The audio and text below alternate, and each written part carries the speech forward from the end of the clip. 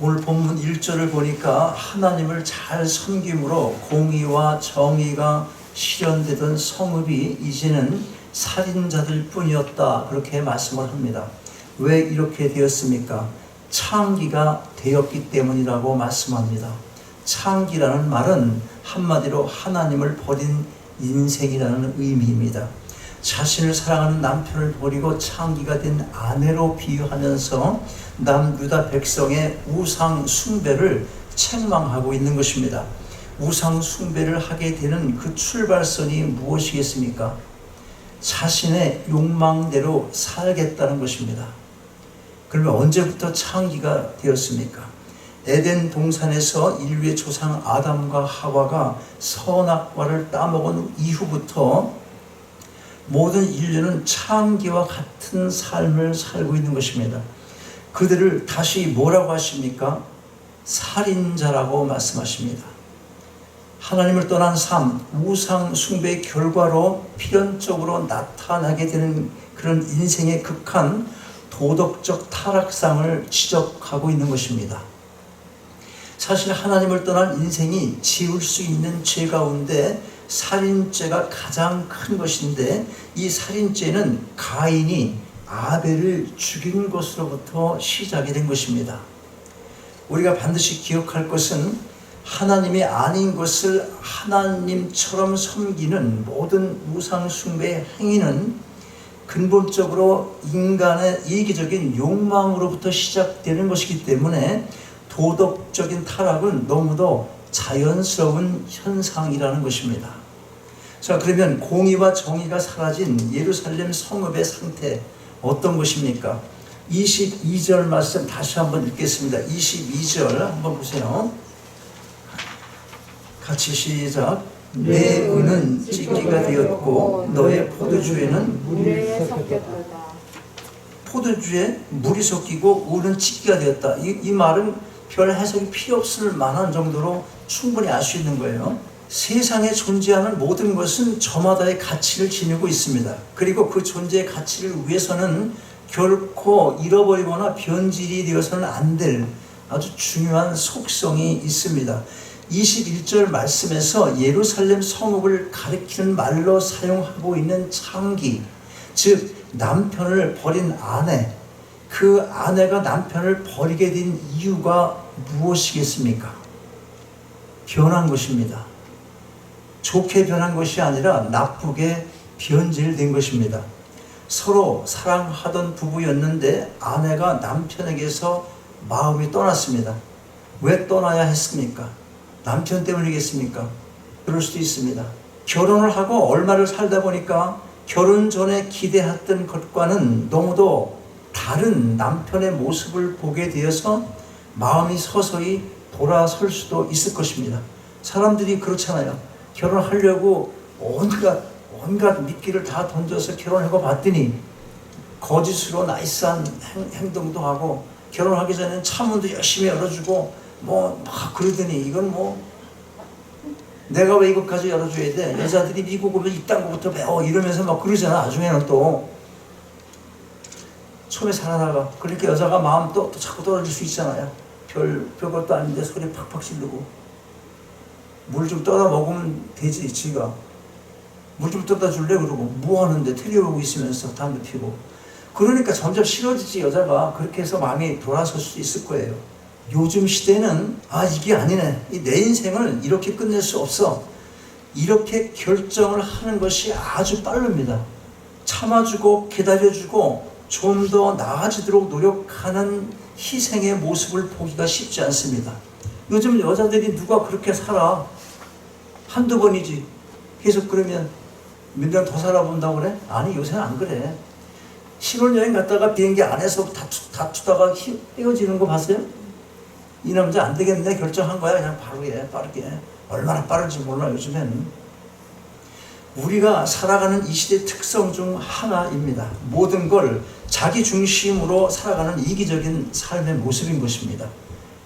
저 인간이 그랬잖아 라고 말하는 그것도 결국 뭡니까? 나 중심적인 생각에서 나오는 거잖아요.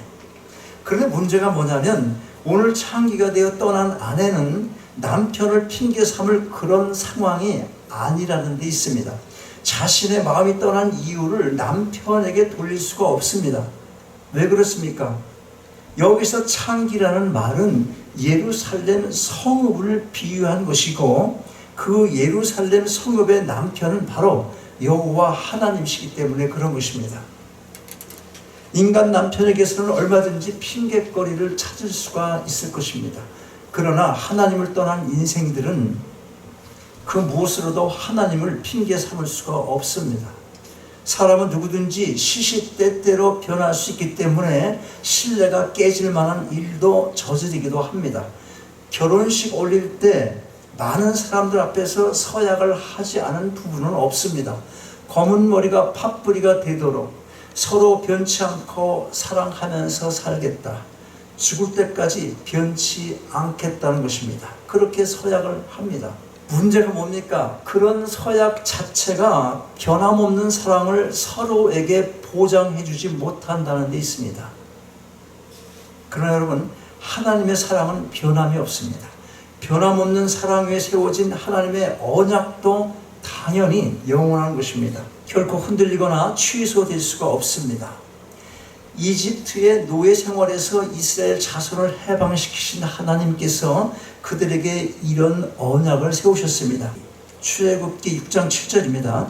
너희로 내 백성을 삼고 나는 너의 하나님이 되리니 나는 애굽 사람의 무거운 짐 밑에서 너희를 빼어난 너의 하나님 여호와인 줄 너희가 알리라. 하나님께서 이스라엘 자손들을 당신의 백성으로 삼으신 것입니다. 영원토록 변함이 없으신 하나님께서 하신 약속, 그것은 결코 파괴될 수가 없는 언약입니다. 그러므로 창기의 모습으로 비유될 정도로 하나님과의 관계가 깨지게 된 것은 전적으로 곧 유다 백성에게 있는 것입니다. 그러면 이 백성이 하나님을 떠나게 된 가장 근본적인 이유가 무엇이겠습니까? 이미 위에서 언급한 대로 우상 숭배였던 것입니다. 우리가 세상 사람들로 가끔 듣게 되는 말이 있습니다. 자신은 교회에 나가지도 않지만 우상을 숭배하지도 않는다, 그런 얘기 할 수 있어요. 난 절에도 안 가고 무당 찾아가지도 않고 그러면서 우상 같은 거 안 믿는다, 그렇게 말합니다.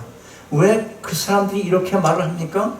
그들은 우상 숭배를 어떻게 생각을 하냐면 보이는 어떤 형상을 만들어 놓고 그걸 믿는 것으로만 생각하는 것입니다. 무엇을 만들고 그거에 자기 인생을 거는 것, 거기다 앞에서 빌고 하고 그러는 거 있잖아. 어떤 형상을 만들어 놓고 그것만을 우상 숭배로 생각하기 때문에 자신들은 그러한 짓을 하지 않는다라고 말하는 거예요. 그러면서 하는 말이 있어요. 예수님의 석가모니니 그런 사람을 믿느니 차라리 내 주먹을 믿겠다, 자기 자신을 믿겠다는 것입니다. 그런데 이런 사람들이 모르는 게 있습니다. 그게 뭐냐면 자기 자신을 믿는다는 그 자체가 사실상 실제적인 우상 숭배인지를 모르고 있다는 것입니다. 여러분, 우상 숭배의 진짜 의미가 뭡니까? 피조물인 인간에게 있어서 우상 숭배란 창조주 하나님보다 더 가치를 두고 가장 귀하게 여기는 것, 자기 자신을 포함해서 그게 무엇이든지 다 자신에게 우상이 되는 것입니다. 나는 나밖에 몰라, 그렇게 말은 그렇게 하지 않겠지만 그런 생각을 갖고 있고 내가 좀 됐지라고 생각하는 그런 마음이 가득한 사람, 그것이 실제적인 우상을 섬기고 있는 마음이라는 거예요. 물론 이 시대에도 어떤 특정한 신의 형상을 만들어 놓고 거기다가 자신의 소원을 빌기도 하는 그런 우상 숭배 형태를 취하는 종교가 없지는 않습니다. 그러나 하나님의 입장에서 보면 피조물인 인간에게 있어서 가장 큰 우상은 마음속의 탐욕인 것입니다. 이 탐욕이 어디서 출발을 합니까? 탐욕이 남한테서 오는 거예요. 탐욕은 내 자신에서 출발하는 거예요. 하나님을 첫째 자리에 두지 않고 자기 자신을 그 자리에 올려놓는 것, 그게 가장 큰 우상 숭배의 모습인 것입니다. 이것 때문에 모든 인간이 다 제 아래서 태어나고 있는 것입니다. 지금 바로 태어난 아이조차도 이 죄 아래에 있는 거예요. 이 탐욕의 죄 아래 그 속성을 가지고 태어나는 것입니다. 인류의 조상 아담과 하와가 하나님의 명령을 불순종한 그 이유가 뭐였습니까? 자신이 하나님이 되고자 하는 바로 이 욕망 때문이었습니다. 피조물이 하나님이 되고자 하는 욕망이었습니다. 자기 자신 안에 있는 이 끊임없는 욕망과 탐욕으로 인하여 피조물인 인간이 창조주이신 하나님께 정면으로 도전을 하는 것입니다. 우리에게 이런 속성이 있다는 거예요. 난 하나님을 대적하지 않습니다라고 그렇게 말할 수 없다는 거예요. 왜? 내 탐욕으로 인하여 내 중심적인 것을 갖고 있는 이 본성적인 타고난 본성이 우리 안에 있기 때문이라는 것입니다. 인간은 본래 하나님을 찬양하고 그분께 영광을 돌리며 살아가도록 지음을 받았습니다. 이사야서 43장 7절에서 분명히 말씀합니다. 자, 들어보세요. 무릇 내 이름을 일컫는 자 곧 내가 내 영광을 위해 창조된 자를 오게 하라. 그들을 내가 지었고 만들었느니라. 또 21절은 이 백성은 내가 나를 위하여 지었나니 나의 찬송을 부르게 하려 함이라. 여러분, 찬송할 때 뭐 하고 있어요? 찬송 가사를 음미하고 있습니다. 그리고 눈 감고 부르고 있어요. 혹시? 노래하라는 거예요. 입은 노래하고 하나님을 찬양하라고 만드는 입이라고. 남의 얘기하고 거짓말시키고 그래라고 만든 것이 아니라 하나님 찬양하라고 만든 거예요. 그런데 예루살렘 성읍의 백성이 이걸 잊어버린 것입니다. 은이 찢기가 되어서 제 가치를 잃었고 포도주는 물이 섞여 제 맛을 잃어버렸습니다. 종교적 애형만 남아있는 성읍, 그 백성의 실제적 모습이 바로 이 모양이라는 것입니다. 23절을 보면 예루살렘 성읍의 타락한 모습이 어떤 것인지를 더 구체적으로 설명을 해주고 있습니다. 23절, 자 다시 한번 읽겠어요. 23절 같이 크게 시작. 내 백성들은 패역하여 도적과 짝하며 다 뇌물을 사랑하며 사내물을 구하며 고아를 위하여 신원치 아니하며 과부의 송사를 수리치 아니하는도다. 여기서 방백이라는 말은 포로기 이후에 남유다 통치자들을 부르는 관직명입니다. 오늘날의 정치인들을 가리키는 용어입니다. 타락상이 그 당시나 지금이나 다를 게 없습니다. 오늘날의 정치인들 현실적으로 볼 때 정치 자금 없으면 정치 활동 못합니다. 돈은 필요한데 정치에 생명 건 사람들이 무슨 짓을 못하겠습니까? 권모 술수 차원이 아니라 음으로 양으로 도적질을 해서 가지고 오는 돈도 챙겨야 할 뿐입니다. 그러니까 공의와 정의를 어디서 찾을 수가 있겠습니까? 거대 갱 조직에 정치인들이 엮여 있는 것이 별로 이상한 일이 아닌 것입니다. 자, 뇌물을 받는 것도 마찬가지입니다. 뇌물이 뭡니까? 뇌물은 선물은 서로의 관심을 표현하는 하나의 방법이잖아요. 좋은 관계 유지하겠다는 거예요. 딱히 어떤 대가를 바라는 마음이 없습니다. 그렇다 하더라도 내가 선물했는데 저거 아무것도 없네? 그러면 기분은 좀 좋지 않지. 그러나 딱히 그걸 지적하지는 않아요. 선물 준 거잖아. 그런데 선물이라는 이름으로 무엇을 건네주며 그에 상응하는 대가를 바란다면 뇌물로 변하는 것입니다. 그러면 여러분 이게 이렇게 생각하면 쉬워요. 선물은 그냥 별 생각 없이 정말 기쁨으로 주는 거고 뇌물은 내 뇌를 막 돌려서 주는 거다. 뇌를 막 돌려갖고 이익 되는 것 생각해서 주는 거다. 그럼 뇌물이야 그게. 뇌를 많이 돌리지 마십시오. 자, 그러면 상식적으로 생각할 때 어떤 사람들이 뇌물을 받게 됩니까? 또 어떤 사람이 뇌물을 주게 됩니까? 일반적으로 상식전에서 볼 때 방백들, 즉 권력을 가진 정치인들이 뇌물을 받습니다. 아니면 일반 백성이 뇌물을 받을 일은 별로 없는데 일반 백성들 가운데서도 좀 나아서 무언가 베풀 수 있을 만한 능력이 있어 보이는 사람에게 없는 사람들이 좀 나아질 수 있을까 해서 뇌물을 줄 수는 있어요. 그렇죠? 그러니까 꼭 정치인들이 아니더라도 누가 뇌물을 받아요? 뭔가 더 사회적 지위가 높거나 어떤 힘을 가진 자들이 뇌물을 받습니다. 그럼 뇌물을 주는 사람들은 당연히 이 사람들보다 못한 사람들이겠죠. 여러분, 공의와 정의로 나라를 이끌어 가야 할 사람들이 이 유혹을 물리치지 못하면 당연히 그 사회나 국가는 타락하고 마는 것입니다. 공의도 필요 없고 정의도 필요가 없습니다. 고아가 억울하게 뒤집어 쓴 죄를 씻음받지 못하고 과부의 송사가 처리되지 않는 이유가 무엇이겠습니까? 먹고 살기에도 힘든데 그런 가난한 사람들이 무슨 수로 뇌물을 주고 살해를 할 수 있겠습니까?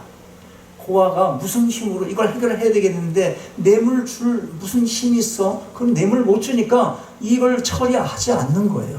과부가 지난 설교에 얘기했잖아. 과부가 가난을 상징한다. 그 당시. 그럼 뭐 돈이 있어야 뇌물을 좀 주고 이 과부의 어려운 정말 억울한 사정을 듣고 이걸 해결을 좀 뇌물을 줘야 할 텐데 뇌물이 안 오니까 그 사정을 듣지도 않아. 그러니까 공의와 정의는 아주 사라진 그런 사회가 된 것이에요. 자, 기독교 정치인들은 어떻습니까? 이게 중요해요. 기독교 정치인들. 큰 교회에서 집사니 장로니 직분자라는 사람이 절에 가면 딴짓합니다. 당선되고 나면 한 발 더 나갑니다. 하나님의 뜻을 살펴서 지혜롭게 세상을 좀 변화시킬 생각은 안 하고 다음 출마 재산할 것에 온 신경을 다 씁니다. 미국이나 한국이나 같은 형국입니다. 낙태 문제, 차별금지법, 동성애 등등 성경적인 답이 명확합니다. 이런 것들은. 그런데도 기독교인이라고 떠들던 정치인들 이거 물으면 당신의 견해가 무엇입니까? 이렇게 물으면 즉답을 피하고 얼버무리거나 어떤 정치인들은 오히려 지지하는 발언을 하기까지 합니다. 하나님께서 좋아하시겠습니까? 24절 보니까 하나님께서 슬퍼하신다고 했습니다. 그리고 심판을 내리시는 거예요. 자신의 백성으로 언약을 맺으셨던 하나님께서 이제 그들을 원수라고 대적이라고 하시면서 보복을 하시겠다고 하십니다. 원수가 따로 있는 게 아니라 하나님의 말씀을 떠나 살면 그게 하나님께 원수가 되고 대적이 되고 마는 것입니다. 그런데 우리가 여기서 분명하게 알 것 있습니다. 하나님께서 원수를 갚으시는 의도와 목적은 우리가 원수를 갚는 것과는 전혀 다르다는 것입니다. 죽여서 없애는 것이 아니라 오히려 그들을 회복시켜서 살리고자 하시는 것입니다. 온전한 백성으로 만드셔서 타락했던 그 성읍을 의의 성읍이 되게 하고 신실한 고을이 되게 하시겠다는 것입니다. 특별히 27절은 아주 중요한 말씀이에요. 27절 한번 읽겠습니다. 27절 시작. 시온은 공평으로 구속이 되고 그 규정한 자는 의로 구속이 되느니라. 여기서 그 규정한 자는이란 말은 회개하는 자는이란 말이에요. 일반적으로 시온이라는 말은 모든 선택된 이스라엘 백성을 가리키지만 여기서는 특별히 심판의 결과로 바벨론에 끌려갔다가 기원전 537년 고레스 왕의 칙령 이후 귀환하게 될 이스라엘 백성들을 가리키는 말인 것입니다. 150년 내지는 200여 년의 한참 후에 일어날 일들을 지금 말하고 있는 거예요. 왜 이런 일이 생겨요? 이사야서가 예언서이기 때문에 그런 거예요. 예언서이기 때문에. 모든 예언서는 그 당시에 일어날 일뿐만 아니라 가까운 미래나 또는 마지막 날에 일어날 일들도 기록을 하고 있습니다. 그러므로 많은 경우 예언은 다중적인 것입니다. 지금 당장의 예언도 되지만 조금 후의 일도 예언이 되고 아주 말일, 이 땅의 마지막 때의 예언도 함께 포함하고 있다는 것이에요. 자, 어쨌든 27절 말씀은 백성들의 죄에 대해서는 심판을 하시되 회개한 백성들은 무조건 은혜로 구원을 베푸시는 하나님의 공의와 사랑을 잘 드러내주고 있는 말씀인 것입니다. 자, 그러면 하나님께서 바벨론 포로 생활의 고통을 통해 요구하시는 것이 무엇입니까? 회개입니다. 누구나 삶이 편안하고 잘 나가면 자기 자신을 잊어버립니다. 내가 하나님 앞에 어떤 존재인지 그걸 잊어버리는 것입니다. 우리는 누구나 하나님 앞에 서서 날마다 자신을 돌아보지 않으면 너무도 쉽게 오늘 타락한 성읍의 창기와 같은 처지가 되고 마는 것입니다. 자, 그런데 심판을 통해서, 고통을 통해서라도 회개를 위한 기회를 주었음에도 불구하고 끝까지 돌아오지 않는다면 그 결과가 무엇입니까? 우리가 인생을 살면서 심각한 문제로 인해서 삶이 흔들릴 때 교회를 좀 쉴까 잠깐? 이거 뭐 이렇게 믿어봐야 뭐 맨날 그렇고, 혹시 이런 때 너무 되는 일이 없으면 이런 생각할 때도 있잖아 가끔. 그렇게 흔들릴 때 정신 바짝 차려야 할 경고의 내용들을 28절 이하에서 볼 수가 있어요. 여기 말씀을 보면 특별한 나무 하나가 나옵니다. 상수리 나무입니다. 이 상수리 나무를 언급하고 있는 이유가 있습니다. 유다 백성들이 상수리 나무 아래서 한낱 나무 토막에 지나지 않는 우상을 만들어 놓고 그걸 신으로 부르며 숭배를 하고 있었던 것입니다. 그 당시 가나안 사람들이 행하던 우상 숭배를 그대로 따라서 했던 것입니다. 동산도 마찬가지입니다. 그곳에서도 우상을 섬기면서 각종 음행을 저지르고 자식까지 죽여서 신에게 바치는 인신 제사를 드리기도 했던 것입니다. 이사야서 57장 3절부터 5절까지 내용이 있어요. 시간이 없으니까 이걸 읽지 않아요.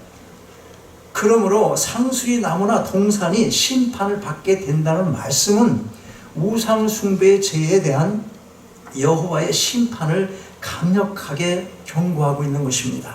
심판의 결과가 무엇입니까?